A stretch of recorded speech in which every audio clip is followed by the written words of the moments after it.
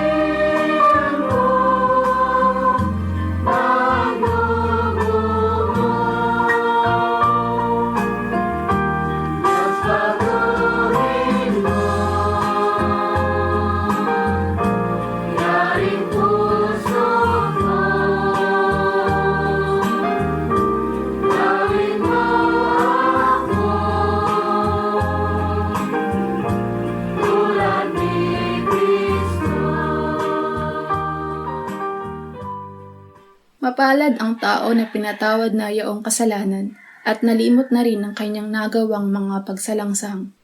Mapalad ang taong sa harap ng Panginoon ay di na pinararatangan ng kasalanan, dahilan sa siya ay hindi nanlilinlang. Noong hindi ko pa naipahayag yaring kasalanan, sa buong maghapon ako'y nananangis sa matinding lumbay. Sa araw at gabi, bigat ng kamay mo ang nararamdaman. Ano pa't wala nang nalalabi akong lakas sa katawan. Hamog ang kaparis, dagling na tayo sa sikat ng araw. Ako ay lumapit sa iyong harapan at salay inamin. Ang aking nagawang mga pagsalansang di ko inilihim. Pinagpasyahan ko ang lahat ng ito sa iyo'y idaing at aking natamo ang iyong patawad sa sala kong angkin. Mga minamahal, sinasabi sa unang Juan, Kabanata 1, Talata 9, kung ipinapahayag natin ang ating mga kasalanan, maaasahan nating ipatatawad sa atin ng Diyos ang mga ito at lilinisin tayo sa lahat ng ating kasamaan sapagkat siya ay tapat at matuwid. Salamat sa iyo, O Diyos. Pinatunayan mo ang iyong pag-ibig sa amin nang si Kristo ay mamatay para sa amin noong kami mga makasalanan pa. Ngayon ay buksan mo ang aming mga labi at kami ay magpupuri sa iyo.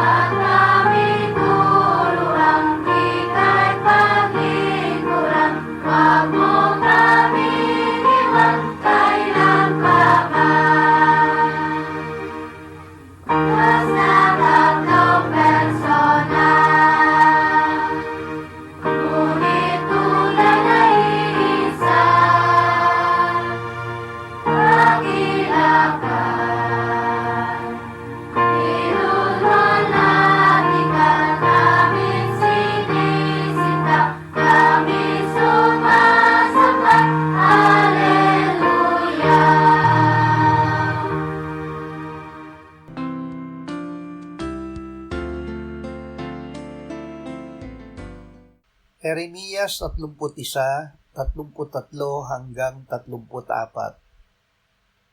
Ito ang tipan na aking gagawin sa sambahayan ng Israel pagkatapos ng mga araw na iyon, sabi ng Panginoon. Ilalagay ko ang aking kautusan sa kanilang kalooban at aking isusulat iyon sa kanilang mga puso. At ako'y magiging kanilang Diyos at sila'y magiging aking bayan. At hindi na tuturuan ng bawat isa sa kanila ang kanyang kapwa at ng bawat tao ang kanyang kapatid na magsasabi, kilalanin mo ang Panginoon, sapagkat ako'y makikilala nilang lahat mula sa pinakahamak sa kanila hanggang sa pinakadakila, sapagkat patatawarin ko ang kanilang kasamaan at ang kanilang kasalanan ay hindi ko na aalalahanin pa, sabi ng Panginoon. Ang dahilan ng panibagong tipan. Ang tipan ng Diyos sa Israel at Huda noong ilabas niya sila sa Ehipto ay gaya ng sa mag-asawa. Sinabi ng Diyos, ang aking tipan ay kanilang sinira, bagaman ako'y asawa sa kanila. Ngunit ang Diyos ay gumawa ng bagong tipan sa kanila. Sila ay kanyang patatawarin, ang kanilang kasalanan ay kanyang lilimutin, siya ay makikilala ng lahat, ang kanyang mga utos ay matatanim sa kanilang puso at isip. Ang Diyos mismo ang magtuturo sa kanila. Ang tipang ito ay pinagtibay ng dugo ni Kristo na nabuhos sa ikapagpapatawad ng kasalanan ng sanlibutan. Awit 119, 9 hanggang 16. Paano pananatilihing dalisay ng kabataan ang kanilang daan? Sa pamamagitan ng pag-iingat nito ayon sa iyong salita. Hinanap kita ng buong puso ko, o huwag nawa akong maligaw sa mga utos mo. Iningatan ko ang iyong salita sa aking puso upang huwag akong magkasala laban sa iyo. Purihin ka, O Panginoon, ituro mo sa akin ang iyong mga tuntunin. Ipinahahayag ng mga labi ko ang lahat ng mga batas ng bibig mo. Ako'y nagagalak sa daan ng iyong mga patotoo, gaya ng lahat ng kayamanan. Ako'y magbubulay-bulay sa mga tuntunin mo, at igagalang ang mga daan mo.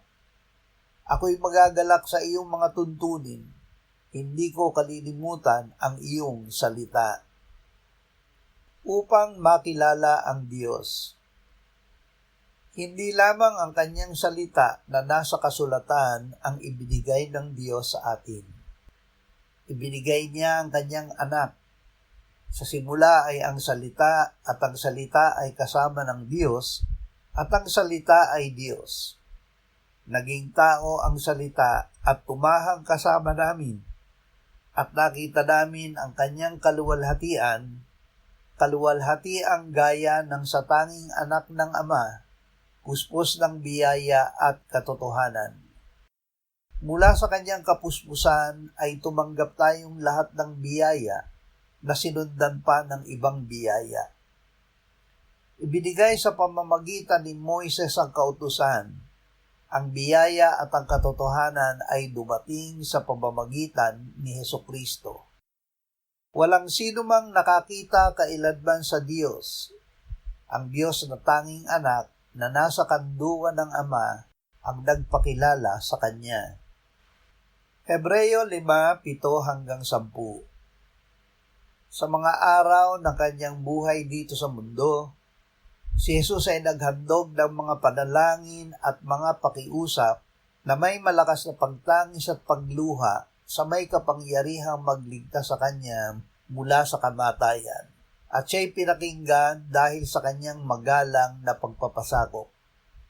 Bagamat siya'y isang anak, siya'y natuto ng pagsunod sa pamamagitan ng mga bagay na kanyang tiniis at nang maging sakdal, siya ang naging pinagmulan ng walang hanggang kaligtasan ng mga sumusunod sa kanya Yamang itinalaga ng Diyos bilang pinakapunong pari ayon sa pagkapari ni Melkisedek. Ang bago at walang hanggang tipan. Ang Panginoong Hesus ay ginawa ng Ama na pari magpakailanman. Ang pari ay naghahandog ng mga alay sa kapakanan ng mga taong kanyang pinagbabalasakitan. Ang alay na inihandog ng Panginoong Hesus ay ang kanyang katawan at dugo.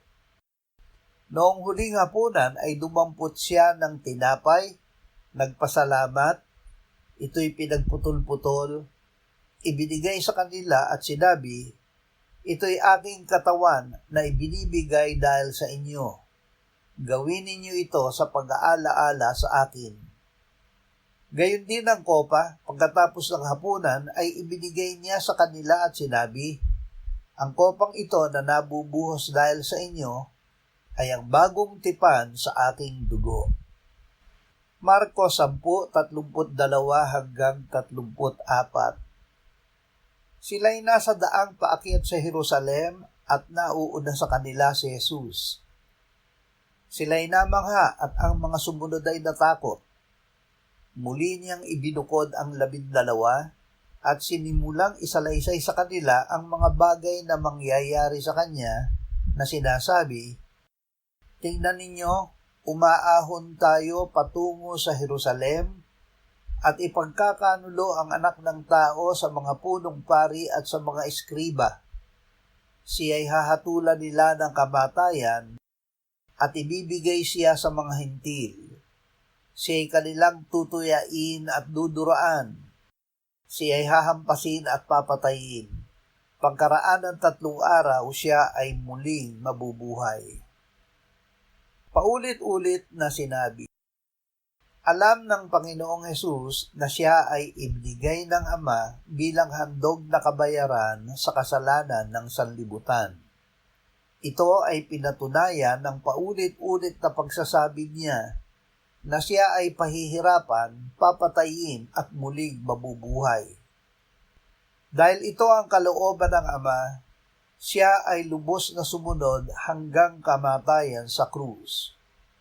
Ngunit hindi lamang kamatayan ang kalooban ng Ama para sa kanya.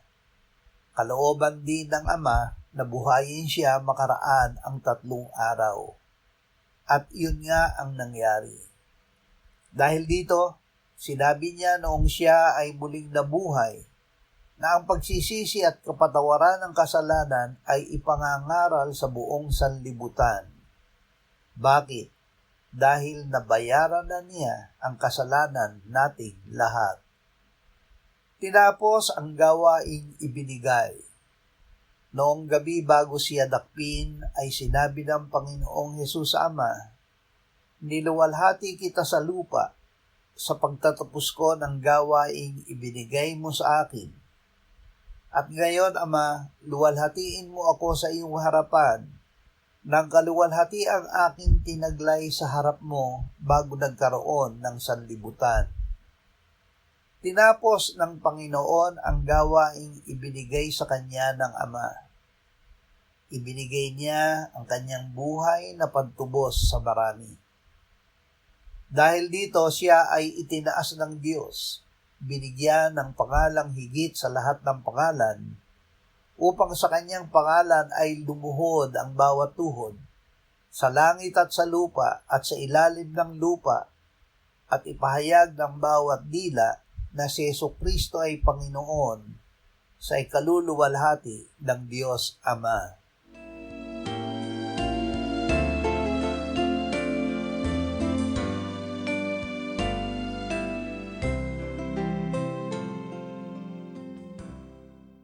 Manalangin tayo.